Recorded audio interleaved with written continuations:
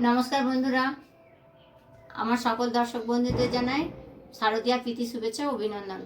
আজ ষষ্ঠী, এই ষষ্ঠীতে আমি কৃষ্ণ বলরামের জন্য যে ড্রেস বানালাম সেটা আপনাদের সঙ্গে শেয়ার করছি। এই ভিডিওটি দেখুন, ভালো লাগবে। আর ভিডিওটি যদি ভালো লেগে থাকে ভিডিওটিতে লাইক করবেন, বন্ধুদের সাথে শেয়ার করবেন, আর আমার চ্যানেলকে সাবস্ক্রাইব করে আমার পাশে থাকবেন। এই দেখুন কৃষ্ণ বলরামের ড্রেস আজকে আমি আপনাদের সামনে নিয়ে এসেছি। আজকে এগুলোকেই বানালাম। এগুলোকে ষষ্ঠীর দিনে কৃষ্ণ বলরামকে পরানো হয়। তো এক দাদাভাই তৈরি করতে দিয়ে গেছিল, সেগুলোই আপনাদের সঙ্গে শেয়ার করছি। এই দেখুন, এটা প্লেন ছিল প্রথমে, এটা হচ্ছে ঘাগরা। এই যে এখানে দিয়ে লেস বসিয়েছি, এটাকে পরানো হবে। কৃষ্ণ আর বলরামের ড্রেস। এটা হচ্ছে ওড়না। এই দেখুন দুটো ওড়না আছে, এরকম একটা আর এই যে একটা। এই ধার দিয়ে দিয়ে লেস বসিয়েছি। প্রথমে একটা সেলাই করে নিয়েছি, চারি ধার সেলাই করার পর আবার এই লেসগুলো লাগিয়েছি। এটা দেখলেন।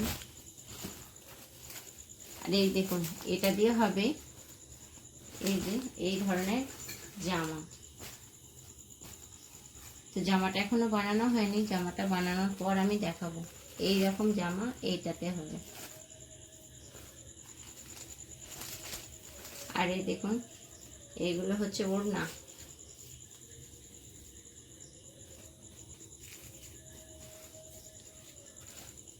এই যে দুটো সেম একই, দুটো ওড়না।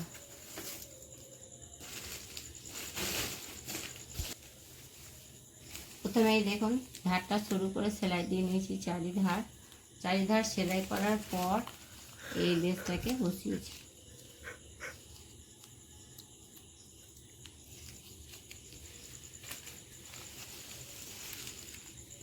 এটা ধুতি, বলরামের ধুতি এটা।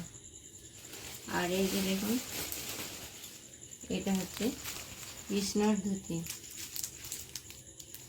এটা তাই প্রথমে শুরু করে চারিদিক সেলাই করে নিয়েছি, তারপরে এই লেসটা বসিয়েছি।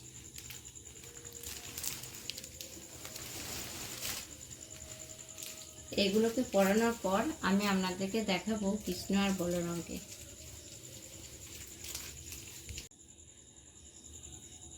এই দেখুন বন্ধুরা, এই কৃষ্ণ আর বলরামের ঠিক এরকমই দুটো জামা বানাতে হবে। এখানে ফিতে হবে, আর এদিকে দুটো হাতা হবে, আর এর নিচে এরকম ফিতে দিয়ে এরকম হবে।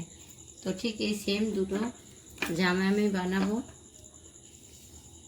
এই দেখুন, এই যে লম্বা আর এই যে চওড়া,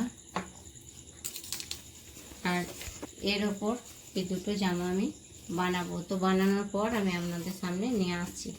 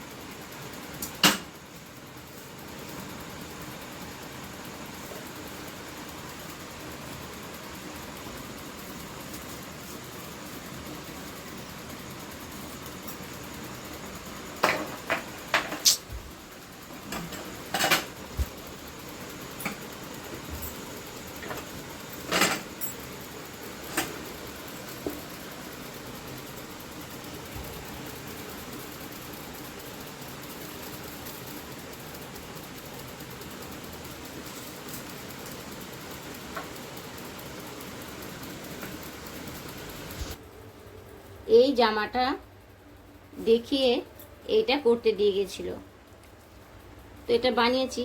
দেখুন, এই জামাটাতে এমনি প্লেন ফিতে ছিল, আর আমি একটু গোল্ডেন ফিতে দিয়ে তার লটকন করে দিয়েছি। তো কেমন লাগছে? কৃষ্ণর একটা, বলরামের একটা।